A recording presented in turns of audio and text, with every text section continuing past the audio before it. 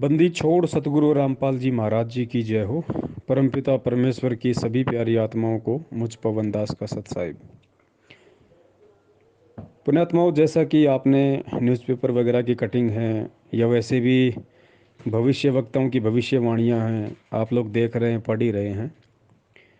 और समय बहुत विनाशकारी है, बहुत ही भयंकर समय आने वाला है।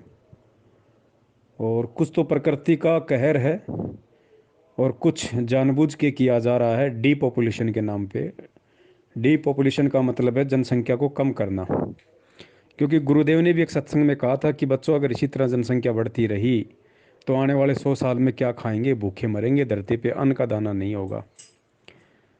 तो परमात्मा के पास तो उसका समाधान है, वो तो समर्थ होते हैं, वो तो कुछ भी कर सकते हैं। जिस प्रकार परमात्मा ने काशी में भंडारा किया, 18 लाख लोगों को परमात्मा ने झट से खाना खिला दिया 6 दिन तक। यहाँ का पानी भी नहीं लिया परमात्मा ने। और वैसे भी परमात्मा कहते हैं कि भाई, लग 84 जीव का भोजन बसे आकाश। वो तो समर्थ है, उनकी तो हम बात ही नहीं करते। वो तो राई से पर्वत, पर्वत से राई कर दे परमात्मा। लेकिन यहाँ पे जो डीपॉपुलेशन का जो खेल चल रहा है, एक बहुत बड़ी साजिश इन वैज्ञानिकों की, बड़े बड़े पूंजीपतियों की। ये साजिश तो ये लोग कर रहे हैं, लेकिन साजिश का मुख्य षड्यंत्रकारी काल भगवान है। क्योंकि वास्तव में डीपॉपुलेशन का खेल काल भगवान खेल रहा है। क्योंकि उसको तो अच्छे से पता है कि वर्तमान में धरती पे परमात्मा आएगा या उसका कोई हंस आएगा। उसको तो श्योर है, कन्फर्म है, क्योंकि परमेश्वर ने कह दिया था और उसी ने वचन लिया था कि परमात्मा, चौथे युग में आप जितने मर्जी जीव ले जाना। तो उसको अच्छे से पता है। अब ये तो आप और हमें पता है कि भाई हंस कोई नहीं आएगा, आए तो खुद परमात्मा ही का, और वो तो आ चुके हैं। लेकिन काल को भी ये तत्व ज्ञान नहीं है, इसलिए वो ये आइडिया लगा सकता है कि या तो भगवान खुद आएगा या उनका कोई भेजा हुआ दूत आएगा। क्योंकि जब परमात्मा जोगजीत रूप में तपस्या पे आए थे तो उसने जोगजीत ही समझा था, परमात्मा नहीं समझा उसको। तो उसको थोड़ा संशय है कि परमात्मा आ भी सकते हैं, भेष बदल के भी आ सकते हैं, और परमात्मा मेरे किसी भाई को भी सतलोक से भेज सकते हैं। तो डीपॉपुलेशन का मेन जो षड्यंत्रकारी है वो है काल भगवान। क्योंकि उसको जनसंख्या ज़्यादा से ज़्यादा क्यों मारनी है, आप और हम सबको अच्छे से पता है कि चौथा युग है और उसने वचन लिया हुआ है, वो ज़्यादा से ज़्यादा आत्माओं को समाप्त करेगा इस समय, जनसंख्या नियंत्रण के नाम पे, डीपॉपुलेशन के नाम पे। उसको पता है कि जितनी आत्माओं को अपने वश में कर लूँगा, जितनों को मार दूंगा, उतना मेरे हित में होगा। वरना ये सभी ज्ञान समझ के सत भक्ति मंत्र लेके यहाँ से निकल जाएंगे, मेरे मुख से निकल जाएंगे। तो षड्यंत्र केवल आध्यात्मिक लोग ही जान सकते हैं कि ये षड्यंत्र क्या है। षड्यंत्र सारा शैतान का है, काल का है। लेकिन निमित्त यहाँ के राजा महाराजा, साइंटिस्ट, पूंजीपति, बड़े बड़े लोग बने हुए हैं और खेल सारा स्टार्ट हो चुका है। अब देखिए, वैक्सीन के नाम पे किस तरीके से आप लोग न्यूज़ देख रहे हैं। ये सही भी है कि अगर वैक्सीन नहीं होगा, उसका सर्टिफिकेट नहीं होगा, तो आप हवाई यात्रा नहीं कर सकते, आप एक स्टेट से दूसरे स्टेट में जर्नी नहीं कर सकते, अपने बच्चों को स्कूल में नहीं पढ़ा सकते, कल को आप पेट्रोल पंप पे पेट्रोल नहीं ले सकेंगे, राशन की दुकान पे राशन नहीं ले पाएंगे। तो पुण्यात्माओं, खेल क्या है, हमने खेल को ध्यान में रखना है। देखो, दुनिया तो मर रही थी, पहले भी मर रही थी। दुनिया के साथ में अच्छा बुरा हो रहा था, पहले भी हो रहा था। ये मेन परीक्षा परमात्मा के भक्तों की है, सत भक्तों की है, सतसेवकों की है, सच्चे भक्तों की है। क्योंकि देखिए, जो लोग आज इस वैक्सीन का विरोध कर रहे हैं, चाहे वो जगत वाले हों चाहे भगत वाले हों, जगत वाले लोग जो वैक्सीन का विरोध कर रहे हैं, वो भी जब ऐसी सिचुएशन आंखों के सामने पैदा हो जाएगी कि अगर वैक्सीन नहीं है, आपके पास सर्टिफिकेट नहीं है, आपके बच्चे नहीं पढ़ेंगे, आपको सरकारी सुविधा नहीं मिलेगी, आपके अकाउंट में सैलरी जब तक नहीं आएगी, जब तक आपका वैक्सीन का टीका नहीं लग जाएगा या उसका सर्टिफिकेट नहीं होगा, वो आधार कार्ड से लिंक होगा, आप छुप नहीं सकते। तो जो लोग जगत वाले भी आज इन सब का विरोध कर रहे हैं वैक्सीन का, वो भी लगवा लेंगे। क्योंकि उनकी ऐसी कोई मान मर्यादा नहीं है। जब तक विरोध है तब तक विरोध है, जब खुद की जान पे आएगी तो वो भी हाथ नीचे कर देंगे, सरेंडर कर देंगे। और भक्तों का हाल आप देख ही रहे हो, वो तो मैनेजमेंट ने पीला पर्चा निकाल ही दिया कि गुरुजी का आदेश है, आप टीका लगवा सकते हो, सरकार कुछ कुछ गलत करती ही नहीं। तो आपके अपने भगत भाई भी लगवाएंगे जब वो समस्या आ जाएगी, पैदा हो जाएगी। लेकिन पुण्यात्माओं, ये परीक्षा है विश्वास की, और ये परीक्षा आप और हम भक्तों की है, ये सत्सेवकों की है।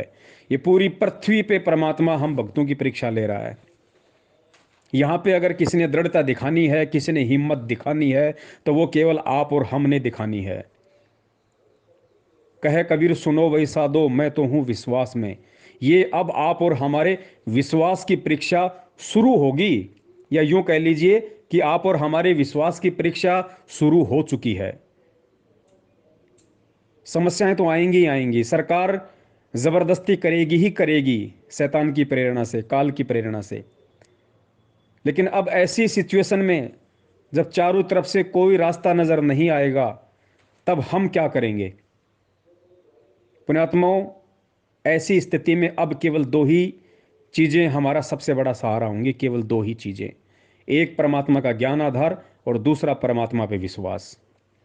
इन दो चीजों के अलावा कोई भी भगत शैतानी शक्तियों का और इन शैतानी षड्यंत्रों का सामना नहीं कर पाएगा।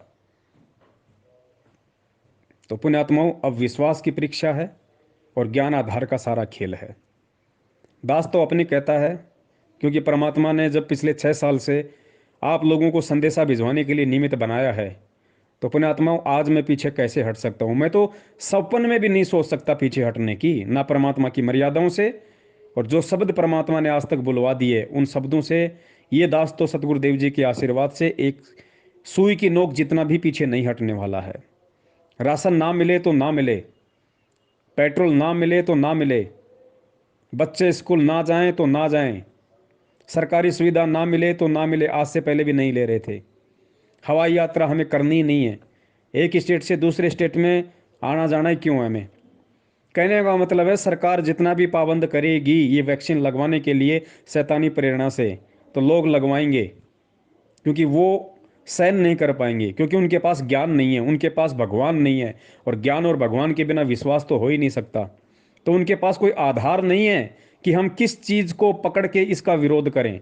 तो जो लोग आज विरोध कर रहे हैं वो भी ढीले हाथ छोड़ देंगे आने वाले समय में। लेकिन ये परीक्षा होगी परमात्मा के बच्चों की। तो पुण्यात्मा दास तो यही आप लोगों से निवेदन करेगा, प्रार्थना करेगा कि ये अंतिम चरण है परीक्षा का। अंतिम चरण परमात्मा ये देख रहा है कि मोला बैठा मोर्चा देखे यम की भेड़, और दवा 10 यम कोट दूत जहां वहां एक नाम की खैड़। गुरुजी ने बताया ना कि जब तुम यहां से शरीर छोड़ के चलोगे तो 12 करोड़ यम के दूत वहां तुमसे टक्कर लेने के लिए आएंगे। उस समय तुम क्या करोगे, कैसा रिएक्शन करोगे? उनके आगे होके भगोगे, सामना करोगे, अपने माता पिता को चिल्लाओगे, पुकारोगे, या अपने गुरुदेव के द्वारा जो मंत्र दिए गए उनका सुमरण करोगे, या गुरुदेव को याद करोगे चिल्ला चिल्ला के भी कि हे बंदी छोड़, हे गुरुदेव, हे परमात्मा, या फिर हे माँ बचा ले, हे मेरे पिताजी बचा ले। ये सारी बातें परमात्मा ने सत्संगों में बता रखी है। और फिर गुरुदेव ने बताया कि बच्चों घबराना मत, मैं शब्द रूप में तुम्हारे आसपास ही रहूंगा, मैं सारा खेल देख रहा हूँ। वो सारा खेल मैं देखता रहूंगा कि फिर इन्होंने मेरे ऊपर कितना विश्वास किया, इनको मेरे ऊपर कितना विश्वास है, ज्ञान को कहां तक इन्होंने आधार बनाया। तो पुण्यात्माओं, शरीर छोड़ने के बाद जो समस्या कह लीजिए, या जो विकट परिस्थिति कह लीजिए, या जो परीक्षा कह लीजिए जो हमारे साथ घटित होने वाली है, उसकी रिहर्सल शरीर में रहते सहते परमात्मा यहां करवाएंगे। हाँ जी, ये सरकार हमारे लिए यम के दूत हैं, काल के एजेंट हैं, साक्षात शैतान समझ लो सरकार को।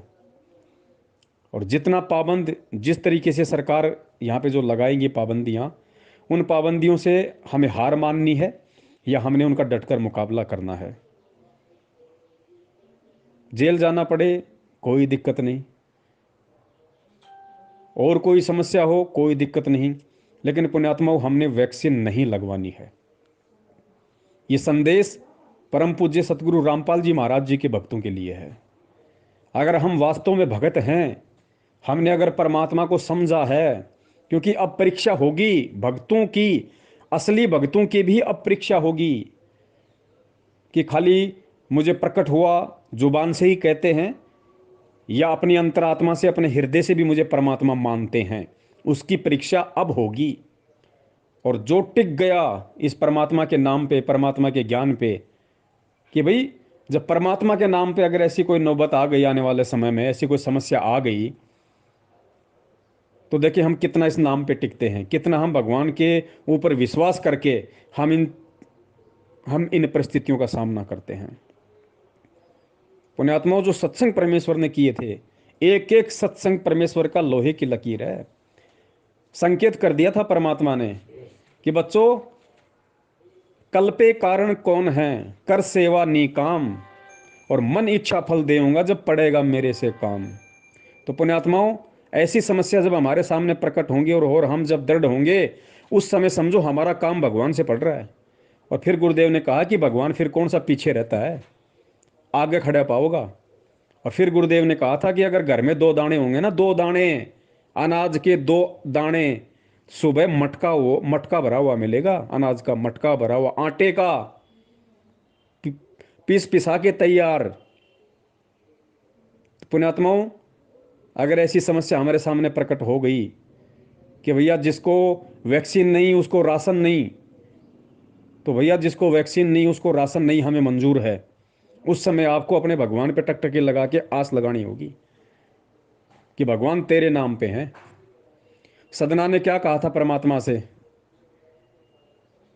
जब सदना के दोनों हाथ उसने काट दिए थे, उसके बाद जब वो केदारनाथ वहाँ पे उड़ीसा में जो जगन्नाथपुरी चला गया था परमात्मा के लिए, कि भाई परमात्मा कह रहे थे भाई जगन्नाथपुरी में, वहाँ पे मालिक ने कहा था उसको, तो वो जगन्नाथपुरी की तरफ वो चल दिया था।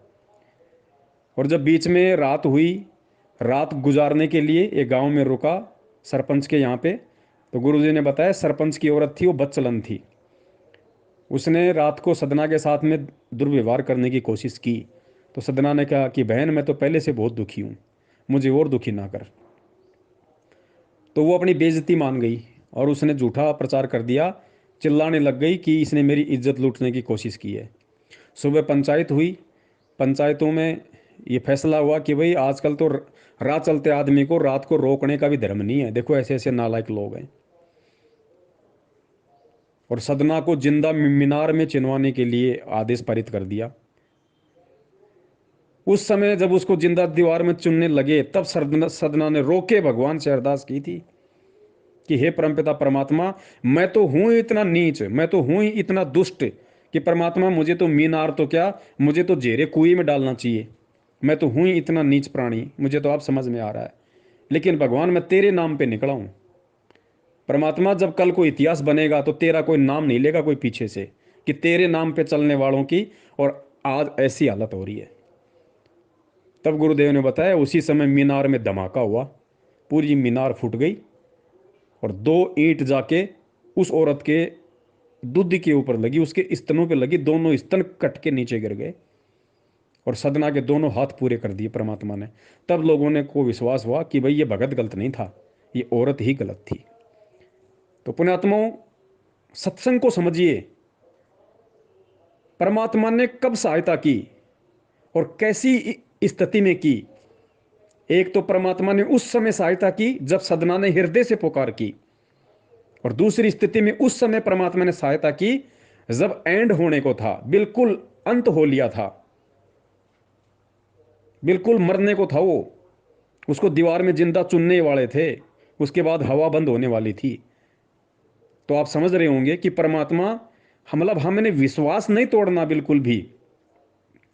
पुलिस पकड़ ले गई, मार रही है, पीट रही है, जेल में डाल दिया, पीछे से बच्चों को कोई खाने की व्यवस्था नहीं, कोई अच्छी कोई व्यवस्था नहीं, हमने इन चीज़ों की तरफ ध्यान ही नहीं देना कि परमात्मा तेरे वचन पे, जब तूने चमड़े से बने जूते पहनने के लिए मना कर दिया, तो उन जीवित पशुओं को मारकर जो वैक्सीन बनाई जा रही है उनके खून की, मैं वो कैसे लगवा लूं। मैं तेरे वचन पे रहूंगा मेरे मालिक, चाहे मैं जिंदा रहूं ना रहूं मुझे कोई टेंशन नहीं है, तेरे नाम पे मरूंगा ना तो कुछ अच्छा ही होगा। आप ही की वाणी है कि करोड़ शीश तूने दे लिए यमराजा की फेंट, झटके से वो शीश लेता है, फेंट। और फिर परमात्मा कहते हैं कि एक शीश देख के देख ले सतगुरु अपने की भेंट, तू प्यार से, भेंट यानी प्यार प्रेम से एक शीश अपने गुरु को भी दे के देख, उसके बदले तेरे साथ वो क्या करता फिर। तो पुण्यात्माओं, कहने का मतलब है परमात्मा पे, क्योंकि हमने फिर बच्चों की टेंशन नहीं करनी है, तब तक तो हैं, सेवा है तो है, पीछे से नहीं, पीछे से फिर हमारी ड्यूटी नहीं है, फिर वो परमात्मा की ड्यूटी, वो परमात्मा के बच्चे हैं फिर।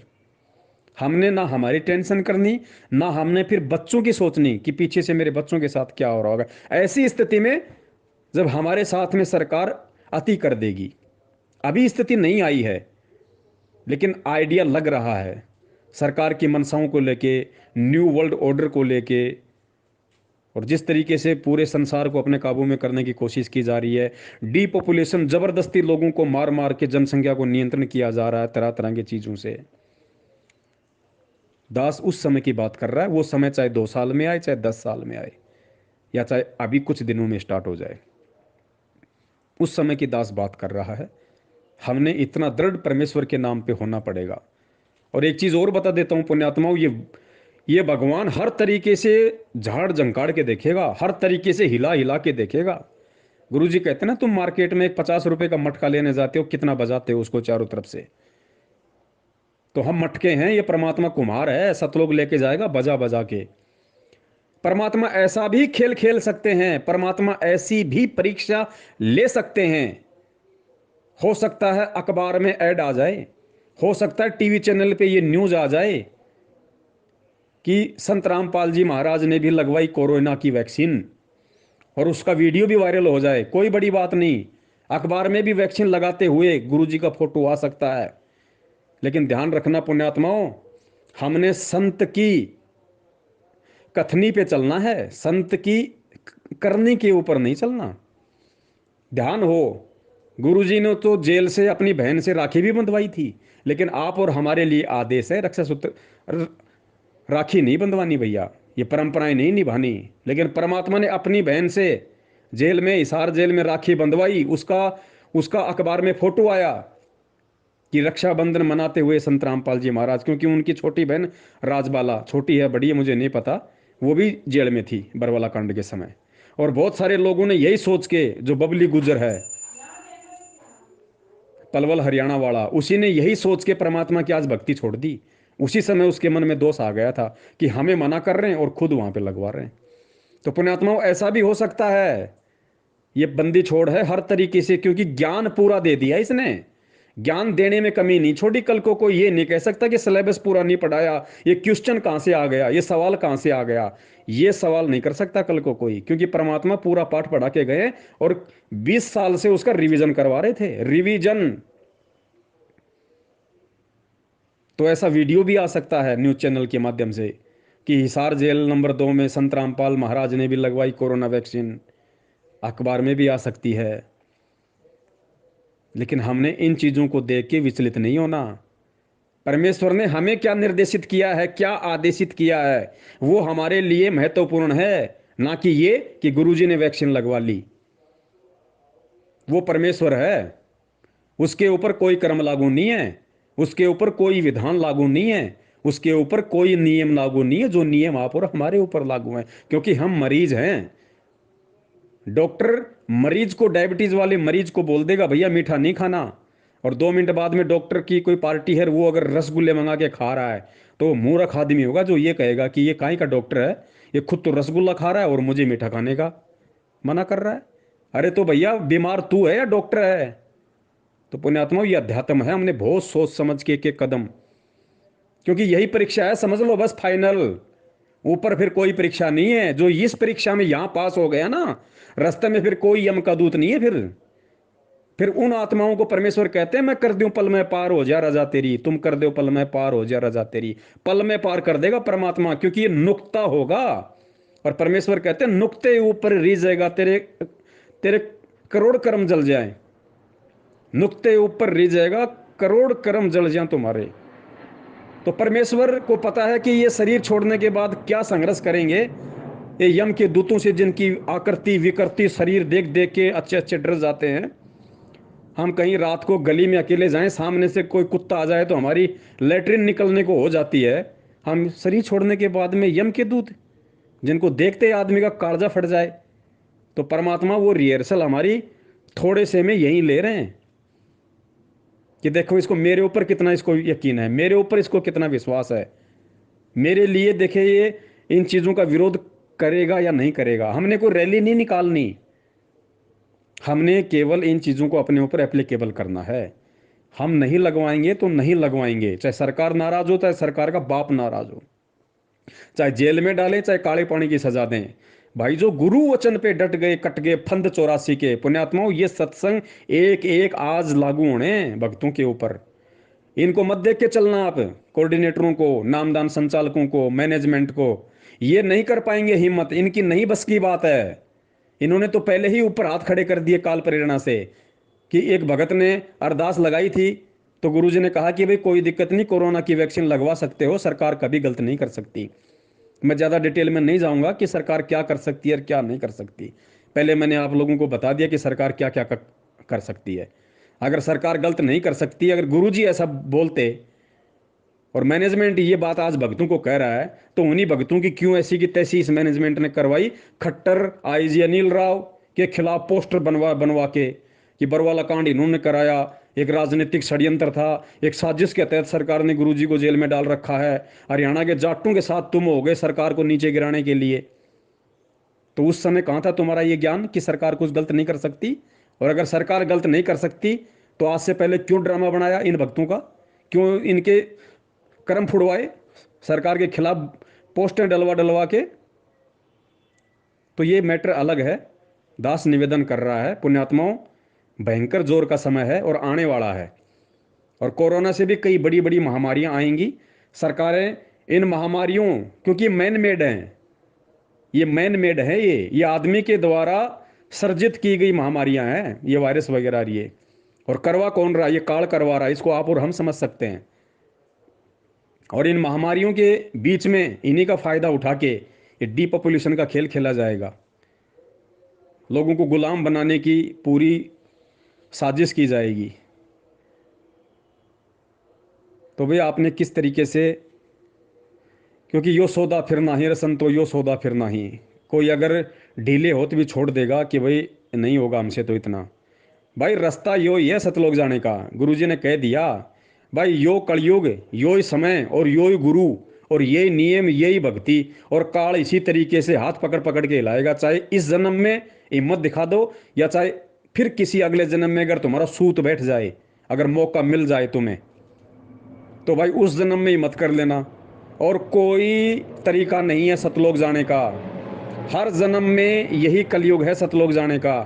और इसी तरीके से हर कलयुग में ऐसे ही एक वायरस आएगा, ऐसे ही ये सारी महामारियां आएंगी, इसी तरीके से सरकारें पाबंद करेंगी। हिम्मत करनी पड़ेगी, चाहे इस जन्म में कर लो या चाहे गधे कुत्ते सूअर बन के फिर अगले किसी जन्म में कर लेना।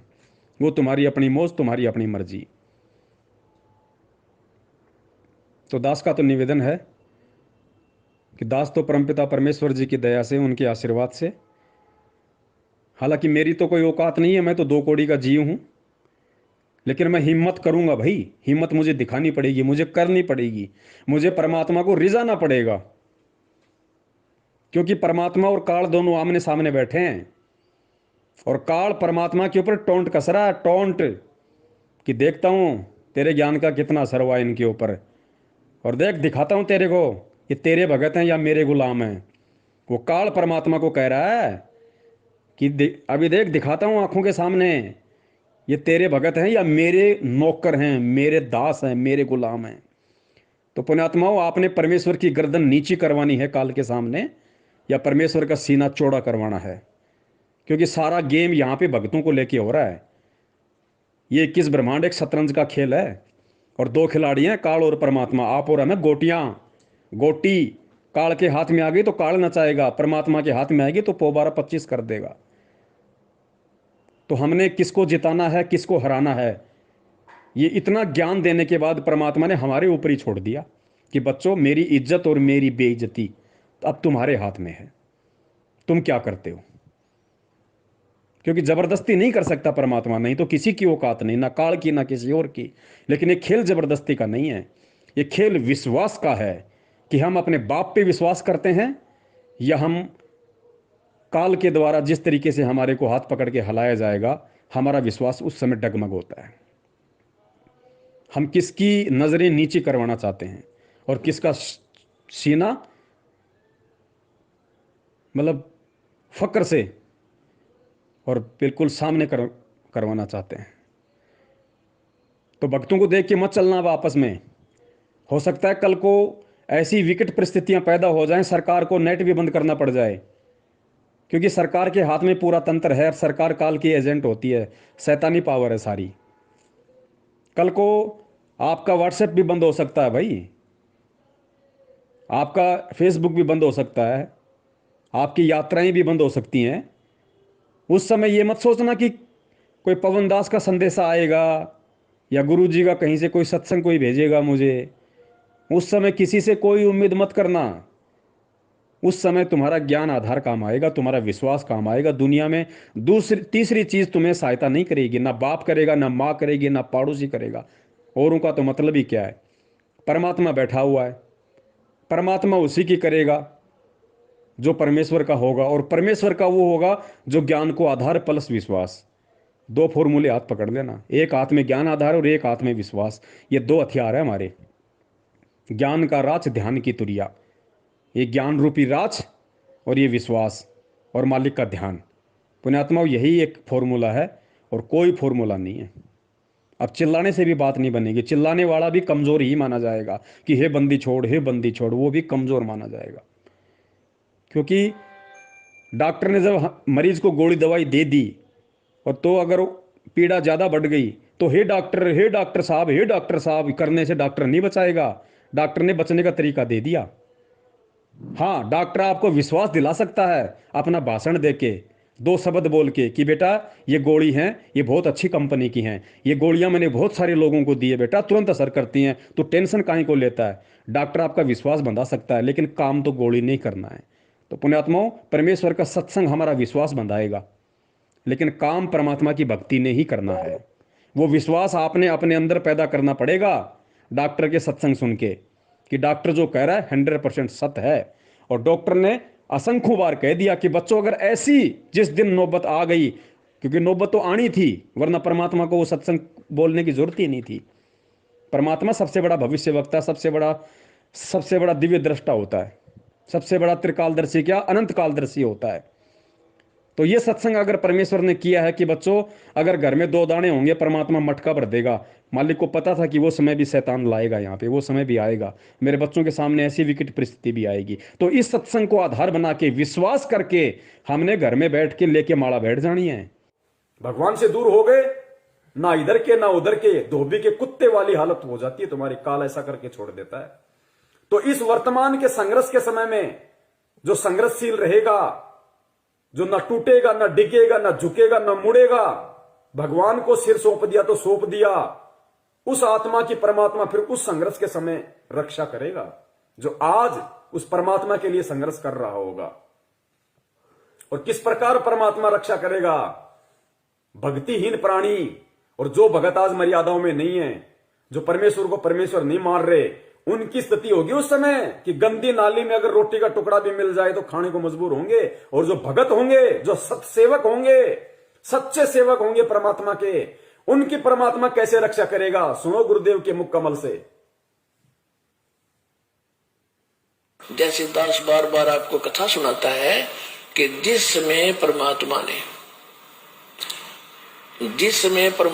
के नाम से झूठी चिट्ठी लिख दी थी कबीर जी के नाम से, और 18 लाख प्राणी साधु संत आगे थे। वो साधु संत कौन थे? घर छोड़कर जंगलों में अपने गुरुओं के पास भक्ति के लिए, भगवान के लिए भटक रहे थे। वो उनकी विशेष प्यारी आत्मा थी।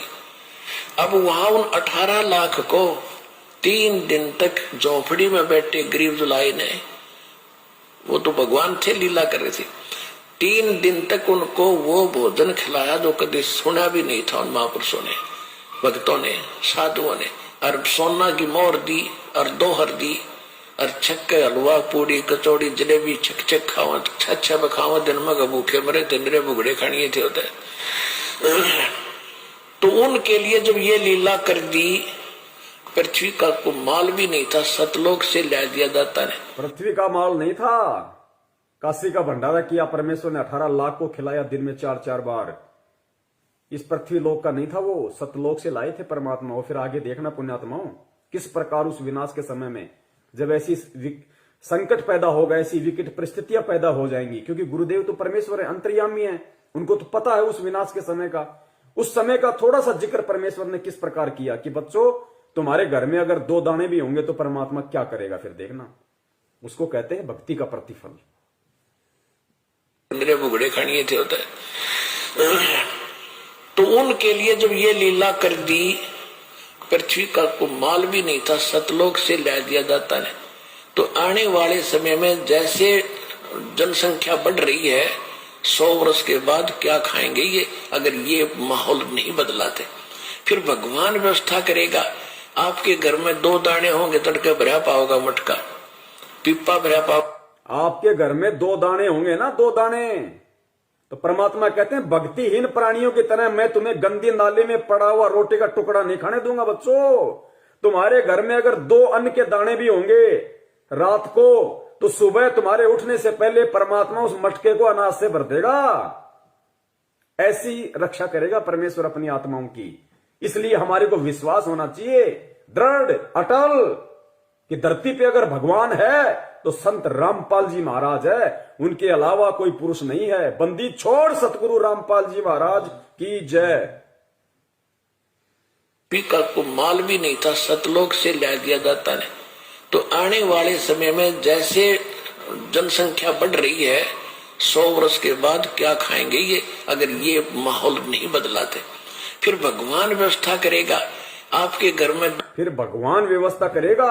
आज हम जो काम धंधा कर रहे हैं, 2 के 4 कर रहे हैं, हम जो अपना दिमाग चला रहे हैं कि हम कर रहे हैं तो खा रहे हैं, ये सब फेल हो जाएंगे। आज भी परमात्मा दे रहा है, आज भी परमात्मा ही करवा रहा है। कैसे करेगा परमात्मा, देखना। माहौल नहीं बदलाते। फिर भगवान व्यवस्था करेगा। आपके घर में 2 दाने होंगे, तड़के भरा पाओगा मटका, पिप्पा भरा पाओगा आटे का। इस तरह कर देगा दाता आपके लिए। लेकिन साध वचन पलटे नहीं, चाहे पलट जाए ब्रह्मांड। अगर परमेश्वर ने ये वाणी कही है कि आपके घर में 2 दाने होंगे, सुबह मटका भरा हुआ मिलेगा, तो वो विकट समय आएगा, वो 2 दाने वाला समय आएगा भाई। तभी परमेश्वर ने इस वाणी का जिक्र किया। ये बात कही है परमात्मा ने कि आपके घर में 2 दाने होंगे। नहीं तो भगत आज हम अपना काम धंधा कर रहे हैं, अपना कमाई रहे ना, लेकिन एक समय ऐसा आएगा ना काम होगा, ना धंधा होगा, ना कोई घर से बाहर निकलेगा। डरेंगे, सहमे हुए होंगे, डरे हुए होंगे। उस समय परमात्मा कहते हैं कि जो भक्तिहीन प्राणी भूख के मारे क्या करेंगे, कब तक घरों में बैठे रहेंगे। ना ये ब्रह्मा रक्षा करेगा, ना विष्णु करेगा, ना दुर्गा करेगी, ना काल, ना महाकाल, ना देवी देवता, ना भैरू, ना भूत, ना यार, ना रिश्तेदार, ना मां, ना बाप। आज हम जिनके लिए भगवान से दूर हो रहे हैं कि मेरी मां रुष्ट हो जाएगी, मेरा बाप मुझे लड़ेगा, मेरी पत्नी मुझे छोड़ के चली जाएगी, उस समय कोई नहीं आएगा, वो परमेश्वर आएगा उस समय रक्षा करने के लिए। किनकी? जो भक्ति करेंगे, जो भक्ति करने की इच्छा से होंगे। बढ़ रही है, 100 वर्ष के बाद क्या खाएंगे ये, अगर ये माहौल नहीं बदलाते। फिर भगवान व्यवस्था करेगा। आपके घर में 2 दाने होंगे, तड़के भरा पाओगा मटका, पिप्पा भरा पाओगा आटे का। इस तरह कर देगा दाता आपके लिए। लेकिन भक्ति करवाने के लिए छोड़ सतगुरु रामपाल जी महाराज की जय हो। ये उनकी करेगा जो भक्ति करेंगे, और जो बकवाद, ये उनकी करेगा जो भक्ति करेंगे, और जो बकवाद करेगा वो अपना करते रहेंगे। वो और हमने ये भी उम्मीद नहीं करनी, अगर ऐसी नौबत आ गई घर में 2 दाने नहीं है, तो हमने ये भी उम्मीद नहीं करनी कि देखिए मटका भरा हुआ मिलता है कि नहीं मिलता। वो परमात्मा पे शक हो जाएगा, संदेह हो जाएगा, और संदेह करने वाला नरक में जाता है, फिर परमात्मा विश्वास नहीं करेगा। आप शास्त्रों को अगर पढ़िए तो शास्त्र ये कहते हैं कि इस संसार में सबसे बड़ा पाप क्या है। बोले माता पिता की हत्या कर देना भी बड़ा पाप नहीं, गौ की हत्या कर देना भी बड़ा पाप नहीं, जितना बड़ा यह पाप है कि तुम अपने गुरु पे संशय करने लग जाओ। कैसे कर सकते हो तुम? अपने गुरु पर संशय, अपने भगवान पर संशय कैसे कर सकते हो तुम? और अगर तुम्हें यह लगे कि गुरु गुरु ही नहीं है, तो फिर तो बात ही खत्म हो गई। तुमने तो गुरु तत्व को अपनी जिंदगी से काट दिया। ठीक है भाई, छोड़ दे फिर उस गुरु को, फिर मत रहे उसके साथ, फिर मत रहे उसके साथ, फिर जा, फिर ढूंढ कोई और। पर एक बात याद रहे, जो एक गुरु का सगा ना हो सका, वो किसी दूसरे का कैसे होगा? कैसे? बाद भी ये याद रहे, जो अपने गुरु का कृपा पात्र हो जाता है ना, उसको सब महात्मा भी कृपा देते। जो अपने गुरु की ही कृपा नहीं ले पाया, उसको दूसरे क्या देंगे? क्या देंगे उसको? और आदमी ऐसा उल्टी खोपड़ी का मालिक है, वो अपने कर्म पे या अपने अंतःकरण पे, कि मेरे अंदर ही ज्ञान की जिज्ञासा नहीं थी, मेरे अंदर ही समर्पण नहीं था, ऐसा नहीं सोचता, वो गुरु पे उंगली जरूर उठा देता। हमने बिल्कुल ध्यान नहीं देना। जब खाने का टाइम होगा तो मटका जाके एक बार देख लेंगे कि भाई चलो भाई खाना वाना बनाओ भाई मालिक के दया से, उघाड़ के देख लेना, दाने हैं तो बलाने ना, नहीं वापस अपनी माड़ा लेके बैठ जाना। पुण्यात्माओं, ये वो भगवान है, जब राम रावण का युद्ध हो रहा था और जब लक्ष्मण जी को शक्ति लगी और हनुमान जी को भेजा संजीवनी बूटी लाने के लिए, तो हनुमान जी जब लंका से संजीवनी बूटी लाने गए तो रास्ते में कबीर परमेश्वर एक साधु का रोल बना के एक पहाड़ पे बैठ गए और अपना राम राम राम राम जपने लग गए। हनुमान जी ने देखा भाई कोई राम भगत है, मेरा गुरु भाई है, चलो 2 मिनट बात करता हूं। हनुमान जी नीचे उतरे और उसके बाद में उन्होंने कहा कि आओ बटेऊ, बटेऊ यानी राह चलते व्यक्ति, आओ बैठो जलपान करो, 2 चर्चा राम की करेंगे। तो हनुमान जी ने कहा कि नहीं भगवान, सेवक का काम विश्राम का नहीं होता, मेरे प्रभु का आदेश है कि मुझे संजीवनी लेके आनी है। और भी बहुत बहुत सारी बातें हुई उनके बीच में, और कहा कि भगवान मैं यहां नहीं रुक सकता, मुझे बहुत जल्दी जाना है, मुझे संजीवनी मुझे लेके आनी है। तो कुछ ऐसी बातें थी। तो फिर उस महाराज ने कहा, वो गाना है, वो पूरा एक रामायण का सॉन्ग है, राम राम जय जय राम जय जय राम, मैं तो राम ही राम पुकारूं। तो फिर उस कबीर परमेश्वर ने जो संत रूप में वहां बैठे हुए थे, उन्होंने कहा था हनुमान जी को कि तुझे भूख प्यास नहीं लागे रे, मैं ऐसा मंत्र बता दूंगा। तुझे भूख प्यास नहीं लागे रे, मैं ऐसा मंत्र बता दूंगा, और तुझे जिस पर्वत पे जाना हो मैं पल भर में पहुंचा दूंगा। तो पुण्यात्मा, भूख प्यास ना लगने का ये मंत्र, ये केवल कबीर परमेश्वर के पास में है, काल के पास भी नहीं है। अगर काल के पास भी ये मंत्र होता भूख प्यास ना लगने वाला, तो क्यों तपस्या पे आप और हमारे को खाता बूनता? क्यों यहाँ पे भूखमरी मस्ती, क्यों यहाँ पे अकाल पड़ते? तो वो मंत्र, वो कहने का अधिकारी केवल कबीर परमेश्वर था। तो अगर हमारी मटके में भी दाने नहीं होंगे, मटके में भी आटा नहीं मिलेगा, तो परमात्मा है, हमारे तो भाव देखेगा, विश्वास देखेगा। परमात्मा तो हमारे को भूख ही नहीं लगने देगा, प्यास ही नहीं लगने देगा। ये 24 सिद्धियों में आती हैं सारी सिद्धियां, ये केवल कबीर परमेश्वर जी के पास है। और ये सिद्धियां परमेश्वर ने आप और हमारे अंदर डाल रखी है ऑलरेडी, ऑटोमेटिक ये विधान है परमात्मा का। गुरुदेव ने बोल रखा कि बच्चों तुम विश्वास के साथ ये मंत्र जपते रहना, 24 सिद्धियां तुम्हारे अंदर आ जाएंगी, लेकिन प्रयोग नहीं करना। तो पुण्यात्माओं, ऐसी परिस्थिति यदि हमारे सामने आ गई, तो हमने अपने मन में कहीं ये ना सोच लेना, अपनी भक्ति को मत बिगाड़ देना। ये मेरे ऊपर भी लागू हुई, आपके ऊपर भी लागू। मैं आपको कोई उपदेश नहीं दे रहा, मैं केवल परमात्मा का कुत्ता निमित्त बन के संदेशा दे रहा हूं। कहीं अपनी भक्ति को यहां भी मत बिगाड़ लेना अविश्वास करके परमात्मा पे। कई लोग बोल देते ना, दुखी होके परेशान होके, हे परमात्मा मुझे उठा ले इस परिवार से, मैं तो बहुत दुखी हो गई, मैं तो बहुत दुखी हो गया इन बच्चों के आगे। तो ऐसी स्थिति में उस समय मत बोल देना कि परमात्मा सतलोक जाएंगे तब जाएंगे, परमात्मा मुझे तो मेरी भक्ति का प्रतिफल आज ही दे दे, मैं तो भूखा मर रहा हूं, परमात्मा दे दे कुछ अगर तेरे पास में है तो। ये भी मत बोल देना, क्योंकि ऐसी परिस्थितियां भी ये काल पैदा करेगा भक्त का, ये भक्ति खंडित करवाने के लिए। ये आपको परमेश्वर के दया से दास वो बातें बता रहा है पुण्यात्माओं, जो बातें हमारे को याद रखनी है। हमारे दिमाग में नहीं है ये बातें, लेकिन ये बातें हमारे को याद रखनी है, क्योंकि इस हद तक भी ये काल इस नीचता पे उतरेगा। अब ये युग परिवर्तन का समय है। वो जितनी आत्माओं को खा सकेगा, मार सकेगा, मारेगा।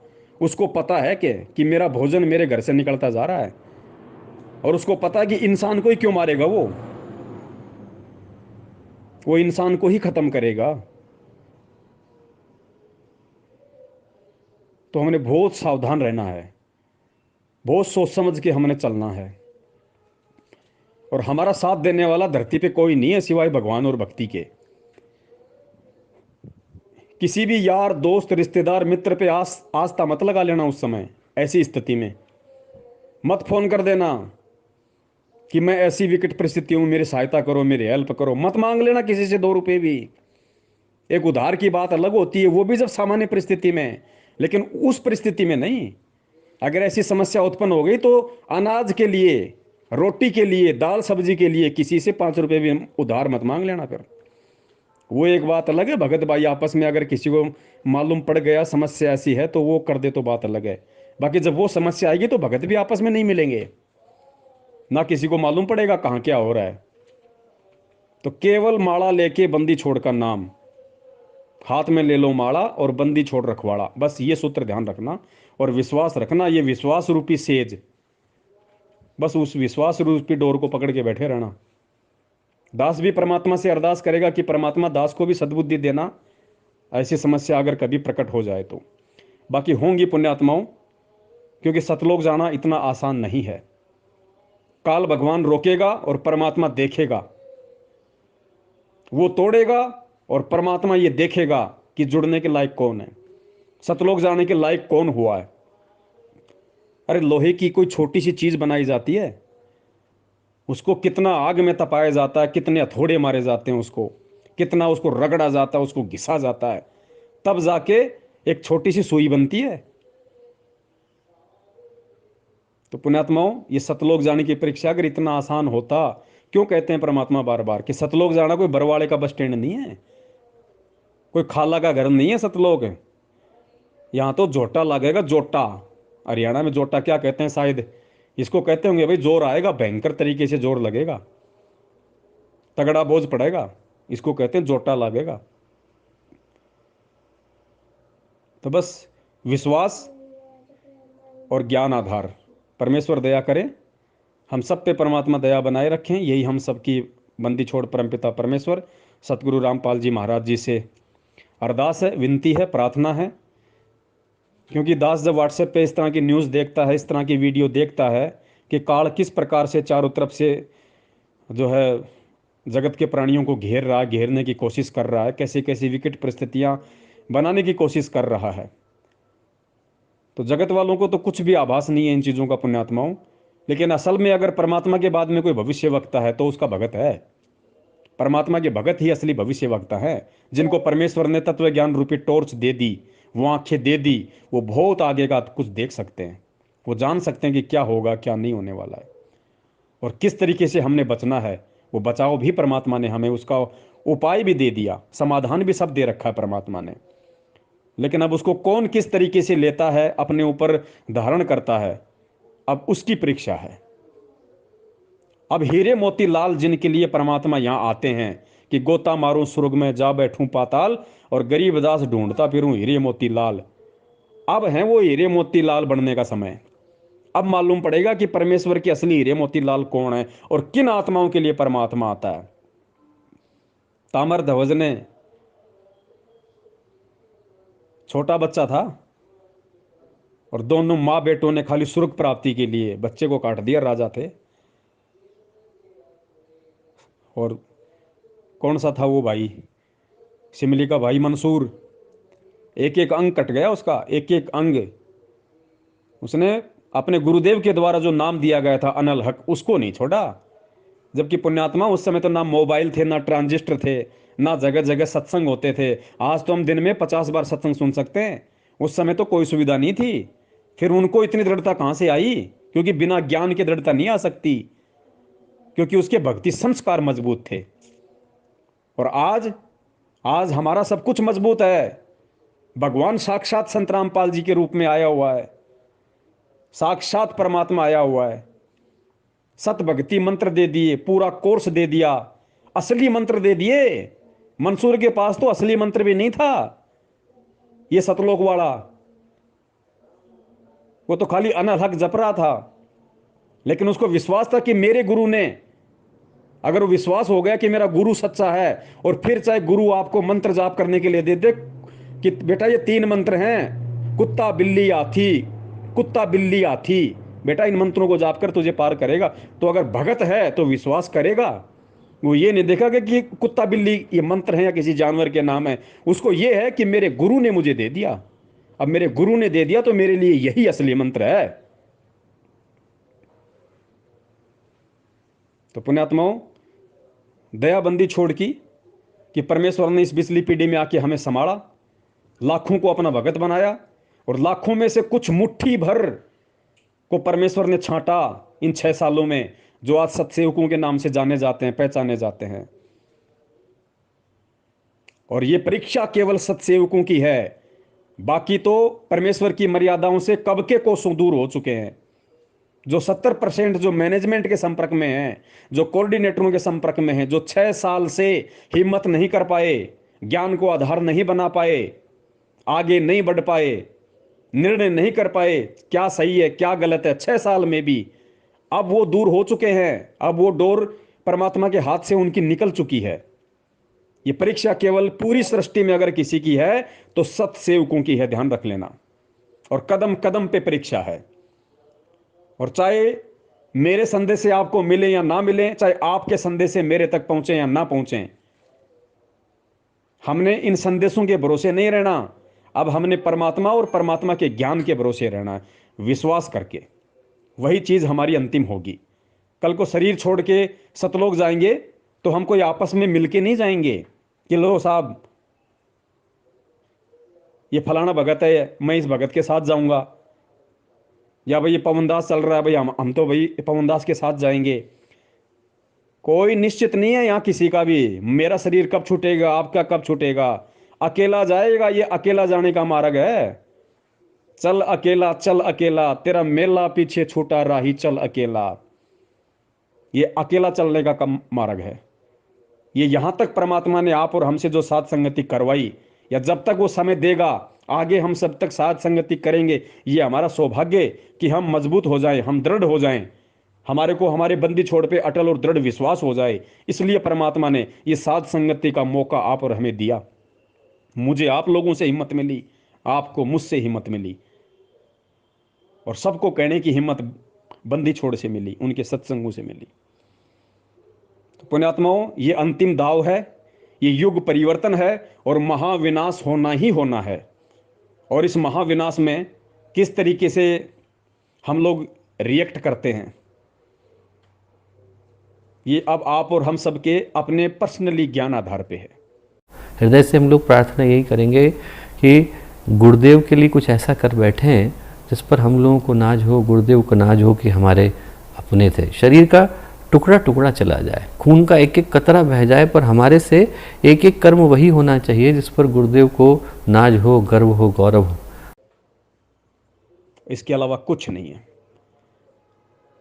और 7 तारीख को परमात्मा के दया से जो वीडियो है फिक्स 8 बजे लाइव चलेगा। दास ने वीडियो पहले ही बना दिया है, वीडियो को हम लाइव चलाएंगे। उस लाइव वीडियो को आपने जितना हो सके उतना बंदी छोड़ के दया से शेयर करना है, संदेशा हमने पहुंचाना है। बाकी कोई माने ना माने ये ना हमारी जिम्मेदारी, ना हमारी ठेकेदारी। कल को हम भगवान के दोषी ना हो कि बच्चों तुमने अपने भगत भाइयों तक संदेशा क्यों नहीं पहुंचाया। उस वीडियो में जगत के लिए संदेशा भी है और भगत के लिए संदेशा भी है। तो उम्मीद करता हूं आप सब भी परमपिता परमेश्वर जी के आशीर्वाद से इस ज्ञान को आधार बना के विश्वास रूपी नैया में बैठे रहोगे, और बंदी छोड़ का सीना और उनकी नज़रें काल के सामने नीचे नहीं होने दोगे। बाकी सबका अपना अपना ज्ञान आधार, सबकी अपनी मर्जी। घोड़े के आगे खाली घास डाली जा सकती है, जबरदस्ती नहीं खिलाया जा सकता। बंदी छोड़ सतगुरु रामपाल जी महाराज की जय हो। सत साहिब।